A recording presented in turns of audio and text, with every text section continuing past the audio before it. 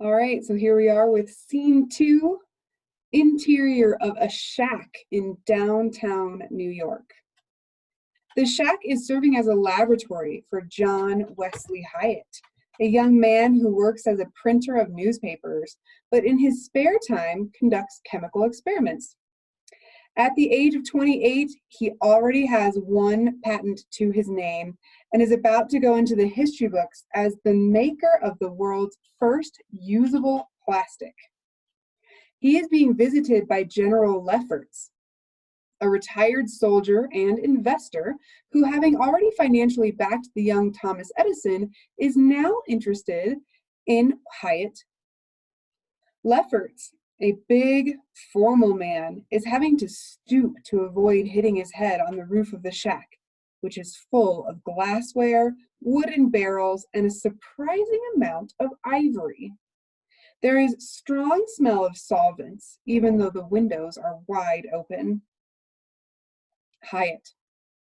I got the idea for what I want to show you when I was trying to make synthetic billiard balls.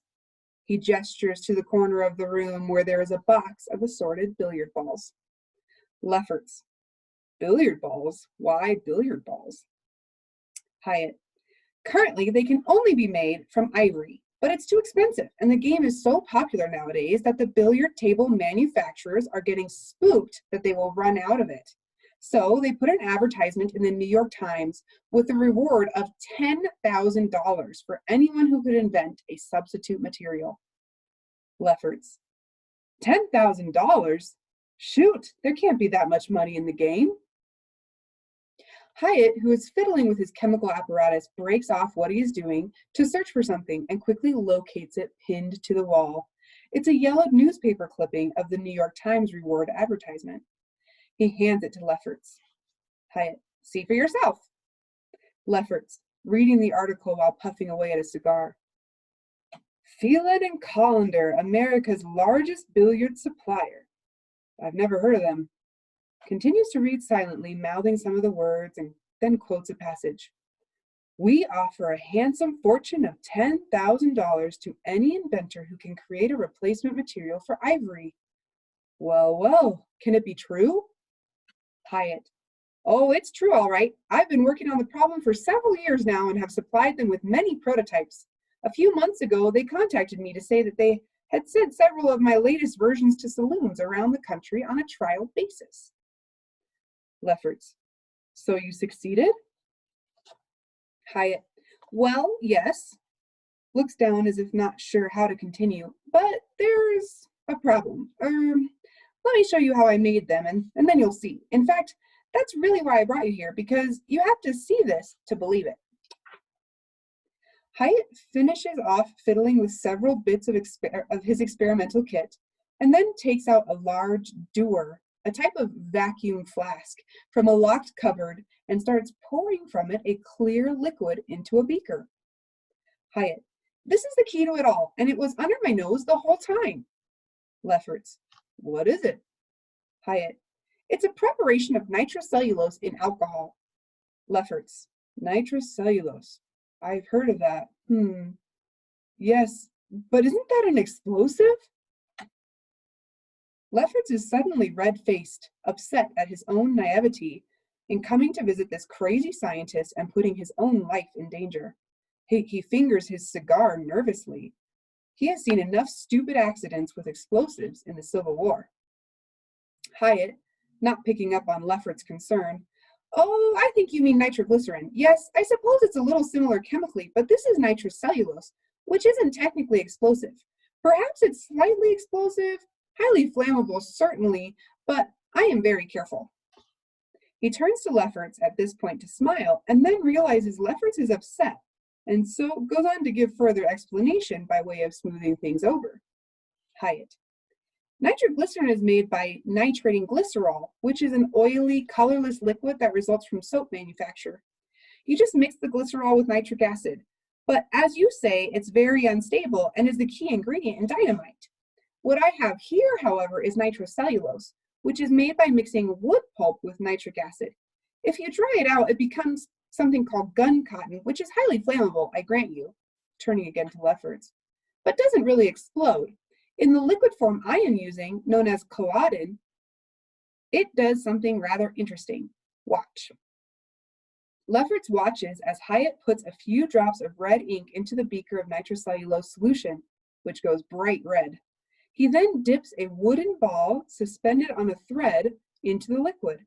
When he pulls the ball out again, it is coated with a beautiful glossy red plastic, which quickly hardens. The transformation has the required effect on Lefferts. Lefferts: incredible. Can I touch it?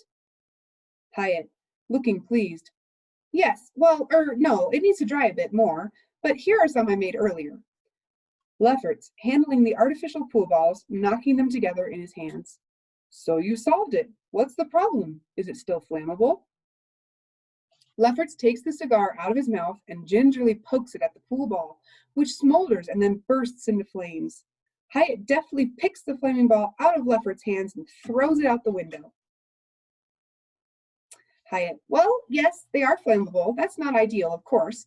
In fact, there have been some reports that when the balls collide at high speed, they can spontaneously ignite. But the real problem is the sound. When the balls knock together, they just don't sound right. Lefferts, who the hell cares what they sound like? Hyatt, oh, they care. I care too. But that's not what I wanted to talk to you about. Here, take a look at this. He takes an object out of a drawer and hands it to Lefferts. Lefferts looks at it for a while. An ivory comb? So what? Hyatt, it's not ivory, smiling delightedly. Ha, I fooled you. It's a new material made from the same cellulose nitrate that's coating the wooden ball. But in my new process, the ball isn't needed. I can make whole objects purely from the cellulose nitrate. You just add naphtha, a solvent derived from crude oil, and hey, presto, the process is called plasticization. He excitedly starts scrabbling about in his drawer. Here is a hairbrush, and here is a toothbrush, and here is a necklace, handing them to Lefferts. Lefferts is silent for a while as he inspects the fake ivory objects. Lefferts, quietly, how big is the market for ivory? Hyatt, big, very big. Lefferts, what do you need to start producing this? What is it called? Hyatt, it's made from cellulose, so I call it celluloid. What do you think? Lefferts, it's fine with me, whatever you want to call it. What do you need to start producing celluloid on an industrial scale? Hyatt, time and money. So that's the end of scene 2. Here's some notes. All of this is factually accurate, even if the dialogue is somewhat approximate. These days, it is hard to believe that anyone could make fundamental chemical discoveries in their shed. But in the late 19th century, the beginning of the golden age of chemical engineering, a growing understanding of chemistry coincided with entrepreneurial opportunities for making money out of the invention of new materials.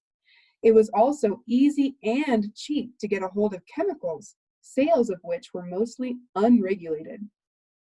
Many inventors were operating from their homes, and in the case of Goodyear, from debtor's prison.